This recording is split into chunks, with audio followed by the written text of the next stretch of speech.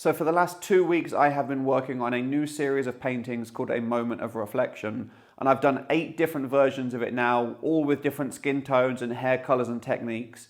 But the stencils are getting a little bit clogged up and thick with all the spray paint. And I think I've only got one good spray left in the stencils.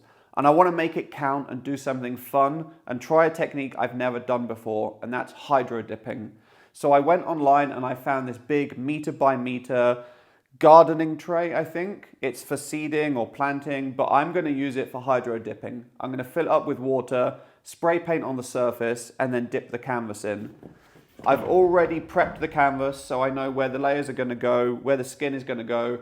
I'm going to masking tape this off because I don't want the hydro dipping paint to go on there, so her skin is smooth. And the hydro dipping will just go onto the hair. So I'm going to prep this, fill this with water, spray it, dip it, and then we'll see how this is going to look at the end. Let's go.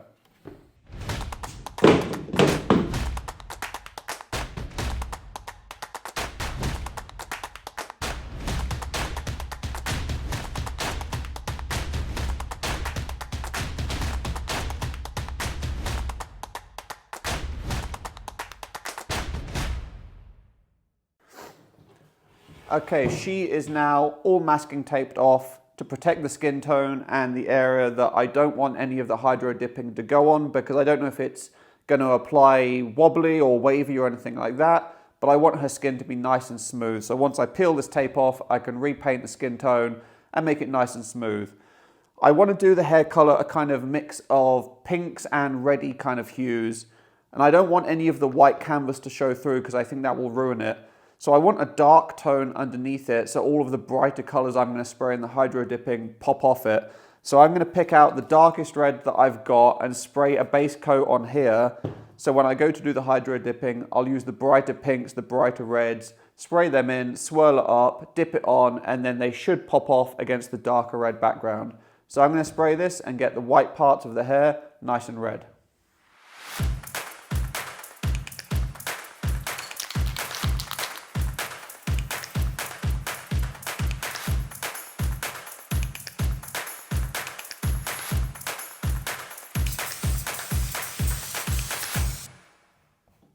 Okay, this is now dry, so I'm going to switch this for the big tray and start filling this up with water so I can do some hydro dipping. Let's go.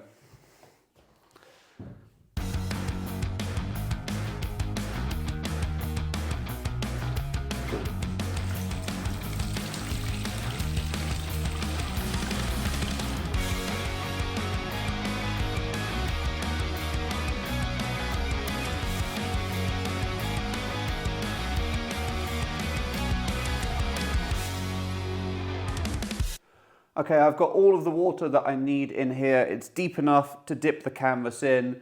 Took way more trips than I thought with a kettle and a couple of bottles. I should have just gone out and got a bucket, but you live and you learn. Anyway, before I do the main canvas, I want to do a quick test. And I found an old dented small canvas from a workshop I used to do. I've painted it the same red. I'm going to test it on this to see how it's going to look by putting some paint in here, dipping this one, and hopefully getting an idea of how the hair is going to look on the big one. So before I potentially ruin that one, I'm going to risk this one, get the technique down, and then do the big one. Let's see how it's going to look. Okay, full transparency. I messed up. The first one I just did, I didn't have the caps on all of the cans properly. Some of them were low pressure caps, so they weren't coming out very fast. I was trying to test them. By the time I'd got enough colors in, chunks of it were drying, and when I tried to do a swirl, it just kind of clumped to the scalpel and made an absolute mess. So I've tried to clear up as much as I can. I've put high pressure caps on the cans, and I'm going to try this again. Fingers crossed.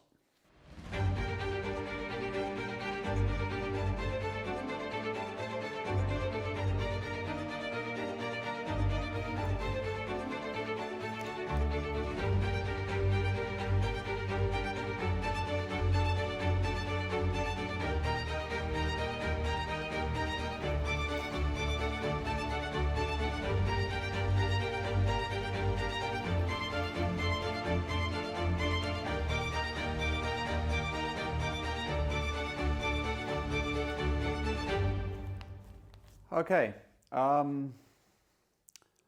sure how I feel about this, I'll be totally honest. Looks kind of cool. However, it's quite lumpy.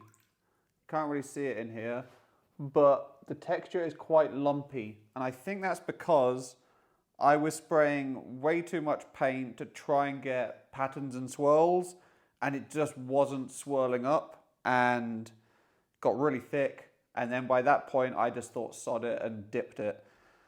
I'm gonna have a think about this, how I want to do this moving forwards, because I don't want a lumpy, clumpy hairdo for my girl. So maybe I have to be faster, maybe I have to spray quicker, higher pressure, not entirely sure. I'm going to experiment and then try that in a bit, but I'm going to clear the water up because of all the contaminants. So I'm going to do that now.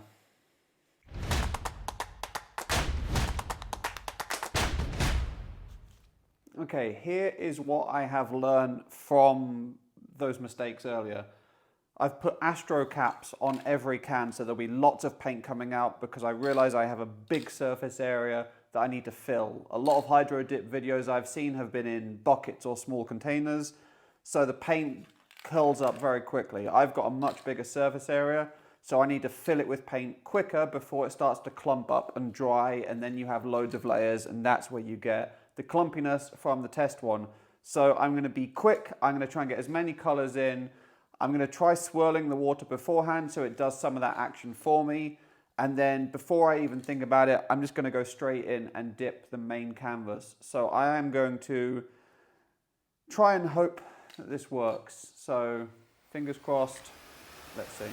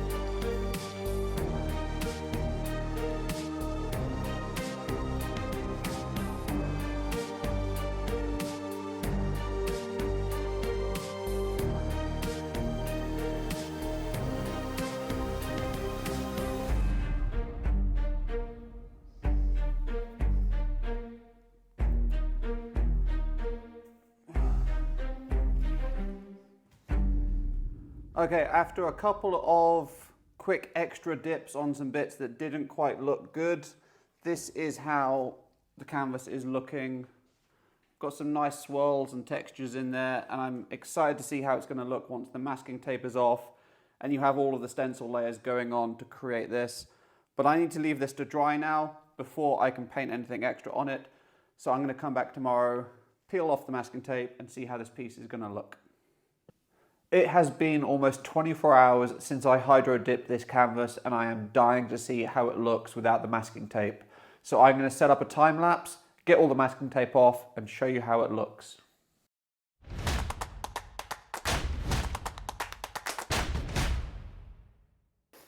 So this is how the piece looks with all of the hydro dipping dry in the hair. Some beautiful swirly pinks and reds. Looks really nice together. And the masking tape worked perfectly. It's kept a nice clean edge on the paint, hasn't bled or leaked into the skin tone. So this part of the canvas is nice and smooth, ready to put that skin tone on. And then I can start to build up the lips, the nails, the eye, and then put the black layer on over the top of it so we can see how this piece is going to look finished. So I am going to crack on, start putting all these color layers on, and then I can show you the finished painting.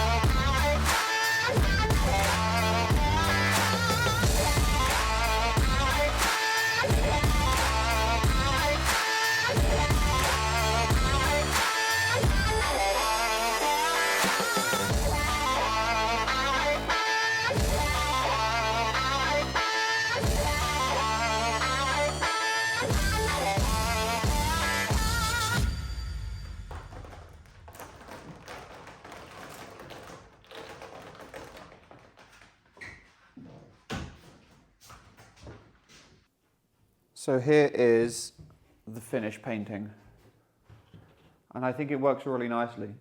It's a hydro dip painting, but it's an element of the painting that makes sense for the hydro dipping to be part of it, in the same way that the holographic and the different colors and the glitter work in the hair for the other pieces.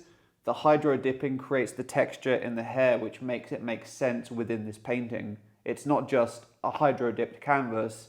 It's a girl with pink and red hair and texture that the hydro dipping technique has allowed me to create. So for that reason, I really like it and I think it is a success.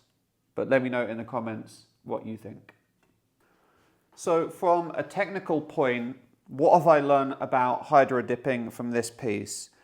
It takes a lot of setup and a lot of trial and error to get the hydro dipping technique right and be able to get it on a canvas of this size in such a way that it makes sense. Was a lot of technical elements of masking off certain areas, getting the paint to work on the water in the right way. But I think it was a success in that. When you're working with a stencil and you're spray painting it afterwards in the same way that I've just done, a few things I've learned are that because you're using water as part of the paint application, there's going to be little elements of water being trapped in the paint, which creates bubbles, which creates a porous element. When you're spray painting on a canvas and it's going on flat, it's going on like a smooth plastic. But this, it's going on like layers of paint, almost like phyllo pastry in a cake, but on a canvas. So there's been lots of little elements of bubbles within that aren't noticeable at first, but when you're spray painting a stencil on it, you'll notice that once you spray it, lots of tiny little dots of color will appear. So you're gonna have to spray it from a few different angles and get that coverage so the black elements are smooth and not just dotty, because we don't want that. We want a nice smooth painting like the other ones. So if you're gonna be doing a stencil over a hydro dipping piece like I've done, just be aware that there's gonna be little bubbles potentially. Go back over it, touch it up and make it nice and smooth so you have a crisp painting. But the way that I've done it, you can't tell, and it's created a beautiful painting. The back of the canvas is gonna be a little bit messy. You can see there where the paint has wrapped around and stained the back of the canvas, but it's part of the process, so I'm not mad about that. It will just look cool. I'm happy. So that is my hydro dipping experiment complete, and I've got a beautiful painting at the end of it. I learned a lot during the process. I made some mistakes. I learned a few techniques, but at the end of the day, that's what art should be. It's about having fun, trying new things, and at the end of it, I've got a beautiful painting. Don't forget to subscribe to the channel. If you like this video, give it a like. Let me know in the comments if you're going to attempt something like this. And if you want to see me experiment with more techniques, give me some ideas in the comments and I will try them out in the future. Thanks for watching.